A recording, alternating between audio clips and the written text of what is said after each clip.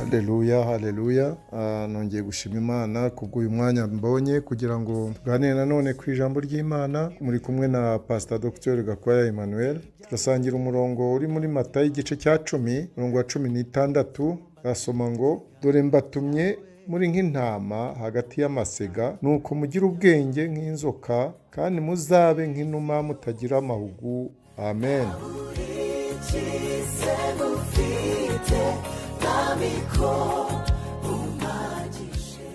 Hano ni umwami Yesu amaze gutoranya abigishwa be 12, yaje kubatuma abaha ubutumwa bagomba kujyana, bagiye kuvuga ubutumwa, bagiye uko bagiye kwitwara aho abatumye mu isi. Icyo yababwiye rero, yarababwiye ati mbatumye muri nk'intama hagati y'amasega.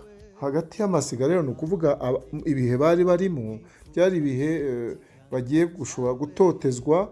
Yesu rero yagira ngo abahe uburyo, abigishe uburyo bagomba kwitwara, bakitwara nk'intama ariko bazi neza ko bari hagati y'amasega. Amasega ni ibikoko nyine, wavuga ko ari nk'imbwa zo ku gasozi zirya intama. Amasega ni uko mugire ubwenge nk'inzoka. Inzoka buriya zigira ubwenge, iyo zijya kugenda zirabanza zikakenguza, zikamenya icyaba gishobora kuzigirira nabi. Yesu rero yababwiraga, mbatumye nk'intama, muri abantu boroheje, abantu mugomba kugenda mukajya mu masega y'abantu bashobora kubagirira nabi. Muzitware rero neza, ntimuzagire abo mushotora mubabwira amagambo yabababaza, kugira ngo nabo batabagarukana bakabagirira nabi. Mugire ubwenge nk'inzoka kandi muzabe nk'inuma mutagira amahugu.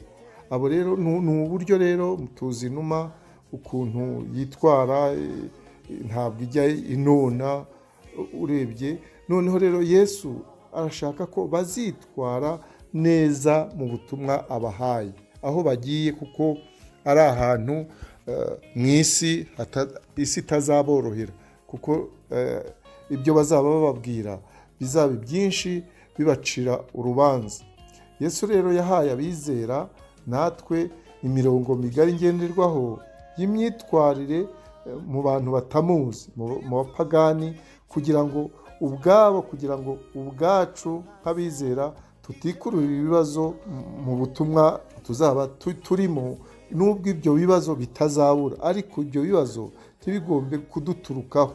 Mu murimo rero tuzahura n'ibibazo, mu murimo Yesu yadusigiye tuzahura n'ibibazo, ariko tugomba kwirinda ko ibyo bibazo bituruka kuri twebwe. Yesu rero yashakaga ko baba abanyabwenge, bakaba abanyabwenge mu gukora ibyiza byose, ariko kandi bakaba abaswa mu gukora ibibi. Ni ukuvuga ngo ni ukwirinda gukora ikibi, ahubwo ugakora icyiza mu murimo Yesu yaduhaye, aho turi aho ngaho hagati y'abantu batamuzi.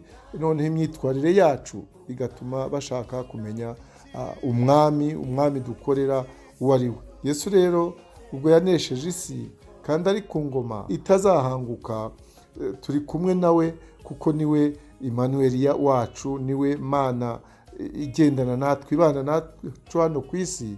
Ariyo mpamvu tugomba kumva icyo adutumye kandi tugakurikiza imirongo migari aduhaye muri ubu butumwa aduhaye.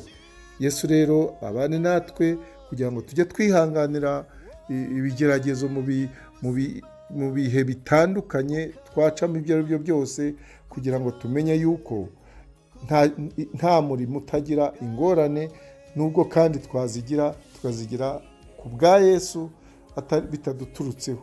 Yesu rero ashimwe kandi aho umugisha abana b'Imana, abana barumuna ba Yesu, abagiye gukora umurimo yadusigiye, akaba imfura muri bene se benshi. Uwiteka rero abaho umugisha mu izina rya Kristo Yesu. Amen, amen, amen. Wowe unyitaho ku manywa na nijoro, ukamenyera ubuzima, ukwiye gushimwa mu isi yose no mu ijuru. Nta wundi ukwiye gushimwa. Amen.